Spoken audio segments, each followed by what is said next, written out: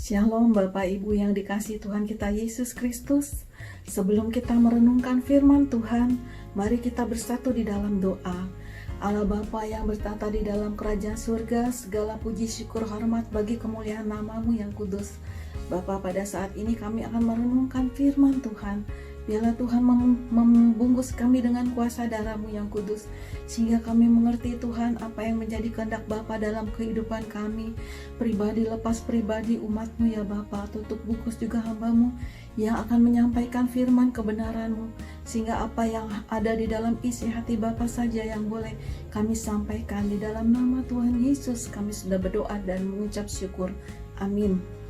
Bapak Ibu yang terkasih dalam Kristus, renungan malam pada saat ini kami terambil dari Matius 21 ayat 18 sampai dengan 22 di bawah perikop Yesus mengutuk pohon ara. Demikian firman Tuhan. Pada pagi-pagi hari dalam perjalanannya kembali ke kota, Yesus merasa lapar. Dekat jalan ia melihat pohon ara, lalu pergi ke situ. Tetapi ia tidak mendapat apa-apa pada pohon itu selain daripada daun-daun saja. Katanya kepada pohon itu, "Engkau tidak akan berbuah lagi selama-lamanya." Dan seketika itu juga keringlah pohon ara itu. Melihat kejadian itu tercenganglah murid-muridnya, lalu berkata, "Bagaimana mungkin pohon ara itu sekonyong-konyong menjadi kering?" Yesus menjawab mereka, "Aku berkata kepadamu, sesungguhnya jika kamu percaya dan tidak bimbang, kamu bukan saja akan dapat berbuat apa yang kuperbuat dengan pohon ara itu, tetapi juga jikalau kamu berkata kepada gunung ini, beranjaklah dan tercampaklah ke dalam laut, hal itu akan terjadi. Dan apa saja yang kamu minta dalam doa dengan penuh kepercayaan, kamu akan menerimanya." Demikian firman Tuhan. Renungan malam pada hari ini saya beri judul "Milikilah iman yang dapat memindahkan gunung". Milikilah iman yang dapat memindahkan gunung. Cerita tentang pohon ara yang dikutuk ini ada dua di dalam kitab Injil. Yang satu yang kita baca tadi di dalam Matius 21 ayat 19, dan yang satu lagi terdapat dalam kitab Markus pasalnya yang 11 ayat ke-13. Dan dari jauh ia melihat pohon ara yang sudah berdaun. Ia mendekatinya untuk melihat kalau ia mendapat apa-apa pada pohon itu. Tetapi waktu ia tiba di situ, ia tidak mendapat apa-apa selain daun-daun saja, sebab memang bukan musim buah ara.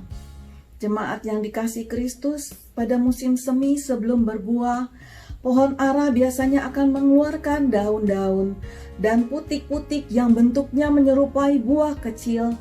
Putik-putik ini bisa dimakan dan akan gugur dengan sendirinya bila buah ara mulai muncul. Apabila ada pohon ara yang tidak mengeluarkan putik, maka berarti pohon itu tidak akan berbuah, sekalipun pada pohon itu daun-daunnya tumbuh lebat.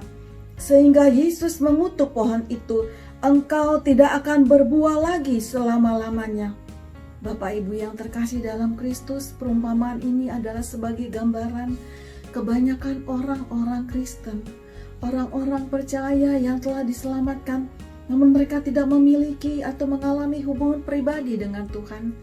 Kekristenan hanya dianggap sebagai agama atau sekedar status di dalam KTP. Dan mereka sudah merasa cukup memiliki moral dan etika yang baik. Kalau kita lihat di dalam Mazmur 105 ayat 1 sampai dengan 3, Tuhan berkata, "Bersyukurlah kepada Tuhan, serukanlah namanya, perkenalkanlah perbuatannya di antara bangsa-bangsa, bernyanyilah baginya, bermazmurlah baginya, percakapkanlah segala perbuatannya yang ajaib." Bagaimana kita bisa melakukan hal itu? Bagaimana kita bisa memperkenalkan perbuatan Kristus dan mengucap syukur akan segala perbuatan kebaikan yang kita terima apabila kita tidak memiliki hubungan pribadi kepada Pencipta kita?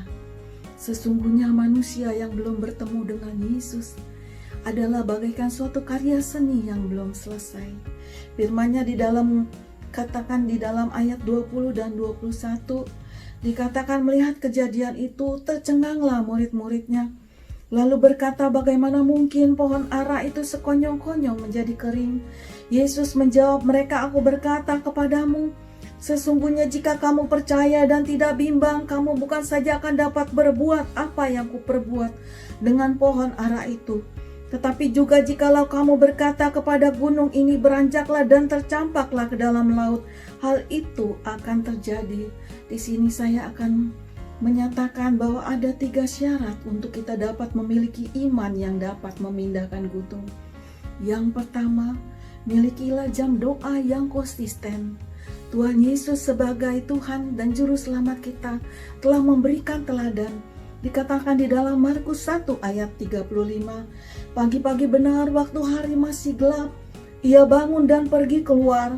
Ia pergi ke tempat yang sunyi dan berdoa di sana. Yesus telah memberikan teladan kepada kita, para umat yang percaya. Dan kita juga dapat belajar daripada tokoh Perjanjian Lama, yaitu Daniel, yang ceritanya sungguh sudah terkenal. Daniel di Gua Singa.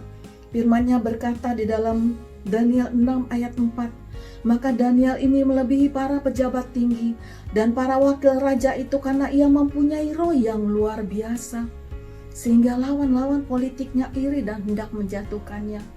Mengapa Daniel bisa memiliki roh yang luar biasa? Firman-Nya di dalam Daniel 6 ayat 10b, dalam kamar atasnya ada tingkap-tingkap yang terbuka ke arah Yerusalem.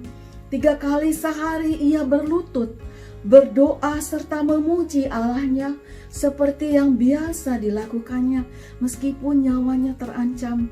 Namun Daniel tidak mengindahkannya. Dia tetap berdoa dan memuji 3 kali di dalam sehari terhadap Tuhan Allahnya. Yang kedua adalah milikilah hati yang baik, hati yang murni dan hati yang bersih. Firman-Nya mengatakan di dalam 1 Yohanes 4 ayat 12, tidak ada seorang pun yang pernah melihat Allah. Jika kita saling mengasihi, Allah tetap di dalam kita dan kasih-Nya sempurna di dalam kita. Tuhan juga kita sebagai pengikut-pengikut Kristus, Tuhan menghendaki umat-Nya hidup dalam pendamaian. Di dalam Matius 5 ayat 23-24 bahkan Tuhan memerintahkan, sebab itu jika engkau mempersembahkan persembahanmu di atas mezbah dan engkau teringat akan sesuatu yang ada dalam hati saudaramu terhadap engkau, tinggalkanlah persembahanmu di depan mezbah itu dan pergilah berdamai dahulu dengan saudaramu, lalu kembali untuk mempersembahkan persembahanmu itu. Demikianlah amang inang yang dikasihi. Allah tidak ingin kita memiliki hati yang tertuduh. Allah ingin agar terang yang ada di dalam hati kita senantiasa bercahaya. Firman-Nya mengatakan, saudara-saudaraku yang kekasih, jikalau hati kita tidak menuduh kita, maka kita mempunyai keberanian percaya untuk mendekati Allah. Dan yang ketiga adalah mengucap syukurlah senantiasa, bersukacita, senantiasa bergembira karena Tuhan. Bapak Ibu yang dikasihi Kristus, meskipun pada saat ini kita hidup di dalam pergumulan, Tuhan mengizinkan kita di dalam situasi dan kondisi yang tidak mudah. Namun firman-Nya mengatakan di dalam Mazmur 37 ayat 4, dan bergembiralah karena Tuhan, maka Ia akan memberikan kepadamu apa yang diinginkan hatimu. Marilah kita melakukannya dengan tekun dan taat. Setialah setiap hari, setiap waktu, tidak tergantung dengan bagaimana kondisi dan situasi hati kita. Percayalah, Allah pasti akan semakin menambahkan malaikat-Nya untuk menopang dan memampukan kita untuk menjalani hidup yang berkemenangan di dunia ini. Amin. Tuhan Yesus memberkati firman-Nya. Mari kita berdoa. Allah Bapa yang bertata di dalam kerajaan surga, puji dan syukur Bapa kami haturkan kehadirat-Mu yang kudus oleh karena kasih dan kebaikan-Mu Tuhan. Firman-Mu memberikan kepada kami pencerahan Tuhan Yesus, untuk kami boleh memiliki iman yang dapat memindahkan gunung. Kuatkanlah roh dan jiwa kami ya Bapa, terkhusus di dalam saat-saat ini Tuhan. Mungkin ada umat-Mu yang menderita kekurangan, kehilangan pekerjaan, atau apapun itu juga. tetapi biarlah melalui Roh-Mu yang kudus mengingatkan kami bahwa Engkau tidak meninggalkan kami sebagai yatim piatu. Engkau selalu ada bersama-sama dengan kami.